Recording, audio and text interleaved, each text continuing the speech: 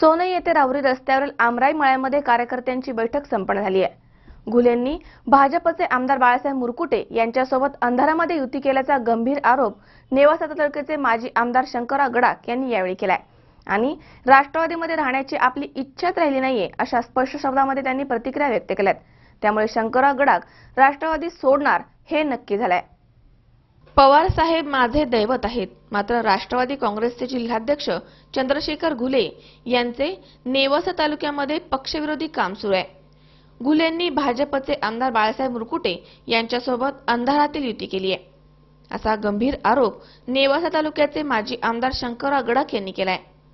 सोनई येथे राहुरी रस्त्यावरील आमराई मळ्यामध्ये कार्यकर्त्यांची बैठक संपन्न झाली आहे.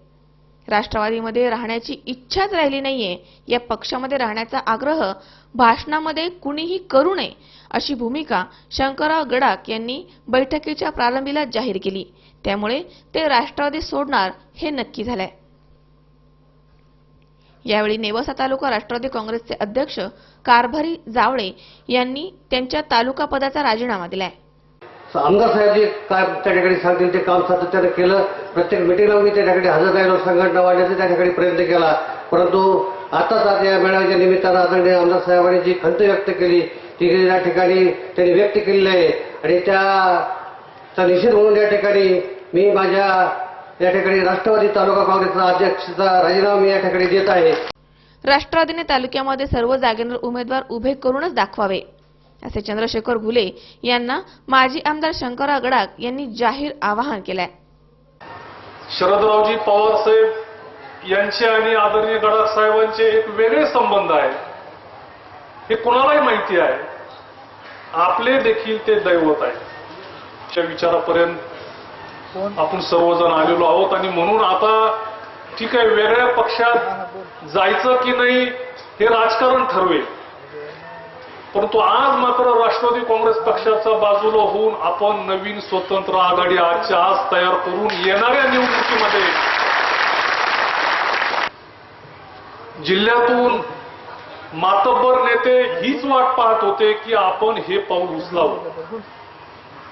त्याप्रमाणे आता अनेक गोष्टी होतील. या अगोदर ज्या अंधारात युत्या व्हायच्या त्या आता दिवसा ढवळ्या होतील. महाआघाडी निर्माण होऊ शकते आणि म्हणून मी या निमित्ताने आज सांगू इच्छितो की आता राष्ट्रवादी काँग्रेस पक्षाचा नेवासा तालुक्यातला विषय हा संपलेला आहे.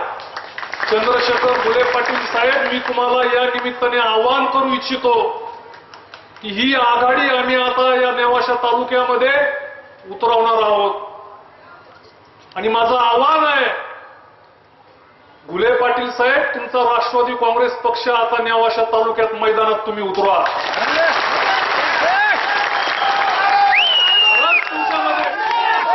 खरंच तुमच्यामध्ये हिंमत असेल तर या नेवासा तालुक्यामध्ये प्रत्येक जिल्हा परिषद गट आणि पंचायत समिती गणामध्ये तुम्ही उमेदवार उभे करून दाखवा.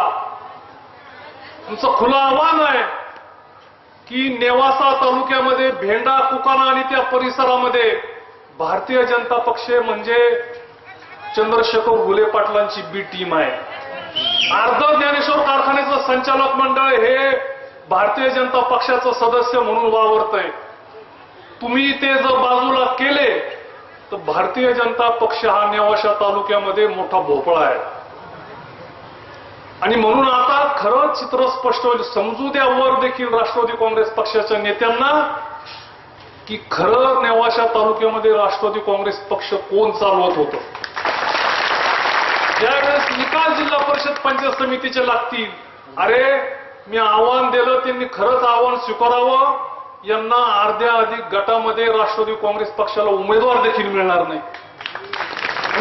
त्यानंतर कार्यकर्त्यांच्या आक्रमक भाषणामध्ये राष्ट्रवादीचे जिल्हाध्यक्ष घुले, माजी आमदार अभंग, माजी जिल्हा परिषद अध्यक्ष विठ्ठलराव लंघे यांच्यावरती टीका करण्यात आली आहे. या बैठकीला ज्येष्ठ नेते यशवंतराव गडाख, प्रशांत गडाख, भैयासाहेब देशमुख, राष्ट्रवादीचे तालुकाध्यक्ष कारभारी जावळे, मुळा साखर कारखान्याचे अध्यक्ष नानासाहेब तुवर, बाजार समितीचे अध्यक्ष कर्डिले आदी उपस्थित होते. मोकळा असलंच पाहिजे. ही वाफ कोरडून किती दिवस ठेवायची? वाफ जास्त दिवस कोरडून राहते, तिला वर यावंच लागतं. आणि हा अत्यंत तालुक्याच्या राजकारणावर आणि जिल्ह्याच्याही राजकारणावर परिणाम करणारा असा तुमचा निर्णय आज. आणि खरं 2-3 कार्यकर्ते बोलले की कुठल्याही पक्षात जाऊ नका, बघू पुढं काय करायचं ते करू, 2-2.5 वर्ष जायची तर. शंकर नाबदे, सी 24 तास, नेवासा.